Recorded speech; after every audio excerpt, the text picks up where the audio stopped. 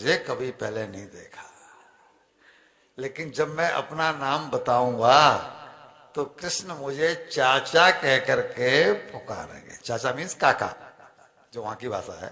कृष्ण मुझे काका कह करके पुकारेंगे, और जिस समय सर्वेश्वर भगवान मुझे काका कहेगा तो मेरे भाग्य की तो सराहना कौन करेगा। और जब उनके चरणों में ये पड़े हैं तो भगवान कृष्ण और बलराम जी ने इनको काका कहकर ही संबोधित किया है। काका ये क्या करते हो, हम तो आपके बालक हैं। एक साइड में बलराम खड़े हैं, एक साइड में श्री कृष्ण खड़े हैं, और दोनों उनके दोनों हाथ पकड़ करके और लाए अपने अपने अपने महलों में। बहुत बृहद प्रसंग है। भगवान कृष्ण ने ये पूछा है, चाचा वहां क्या चल रहा है? आप हमारे परिवारी हैं, मैंने सुना है कि कंस हमारे परिवारी जनों को बहुत कष्ट दे रहा है, वहां की जनता बहुत दुखी है, क्या ये सत्य है? कि हाँ सत्य है। तो काका आप अभी तक क्यों नहीं आए? क्या जवाब देते?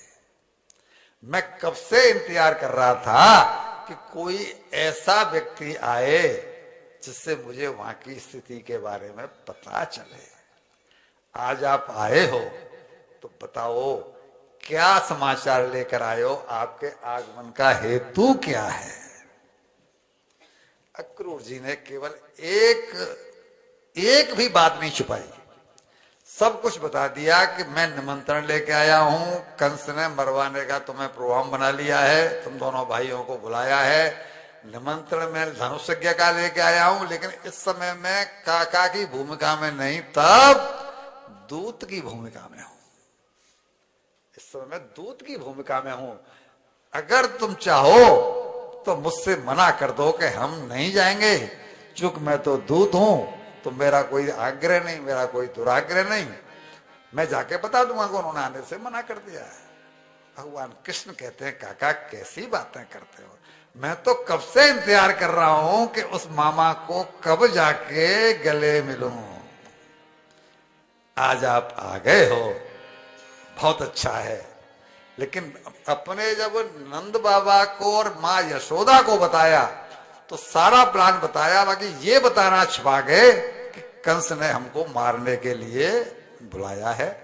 बाबा से और मैया से यही कहा है कि महाराज कंस का निमंत्रण आया है और उन्होंने हमें अपने मल्ल युद्ध के लिए और धनुष युग में शामिल होने के लिए निमंत्रण भेजा है। नंद बाबा बड़े प्रसन्न हुए कि कंस महाराज ने हमको निमंत्रण भेजा है, मतलब एक राजा का निमंत्रण आया है तो प्रसन्नता की बात है ही। लेकिन मैया अड़ गई कि लाला मैं तो ये नहीं जान दूंगी। क्यों? बाबा ने डोरी पिटवा दी कि भाई कल हम सब लोग मथुरा जाएंगे, जिसको हमारे साथ चलना हो वो चले, सब अपने अपने छकड़े रात में ही सजा लो।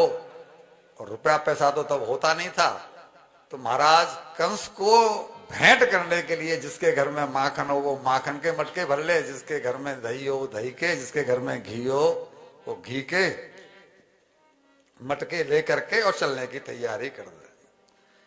जब ये घोषणा करवा दी तो मैया अड़ गई कि मैं नहीं जाने दूंगी कन्हैया को। जमींदार तुम हो कि लाला, तुमको निमंत्रण आया है तुम जाओ, लाला को वहां क्यों जाना? मैं इसके बिना एक क्षण भी जीवित, ये मेरी आंखों का तारा है, इसको वहां कौन खिलाएगा, इसकी कौन देखभाल करेगा? और मैया ने घर में कोहराम मचा दिया। बहुत समझा रहे हैं बाबा कि वहां ऐसा क्या है, हम हैं ना, इतना तो सारा परिकर हमारे साथ जाएगा तो कन्हैया की देखभाल कौन नहीं करेगा, सभी तो करेंगे। लेकिन वो कह रही है कि मैं उसे अपनी आंखों से ओझल नहीं होने देना चाहती। समझा रहे हैं, लेकिन भैया टस से मस नहीं हो रही और भैया ने कोहराम मचा दिया। तब कन्हैया ने अपनी कलाकारी दिखाते हुए कहा, भैया रो मत। तब क्यों? कि देखो भैया, इसको आप ऐसे कहो, दिव्य शब्दों में कहा जाए, दो इसके भाव दे रहे हैं हम। एक भाव तो ऐसे, भगवान ने यहाँ झूठ बोला है कि मैं परसों आ जाऊंगा लौट करके। भगवान परसों क्या 100 साल तक लौट करके नहीं गए। अब इसके दो भाव हैं।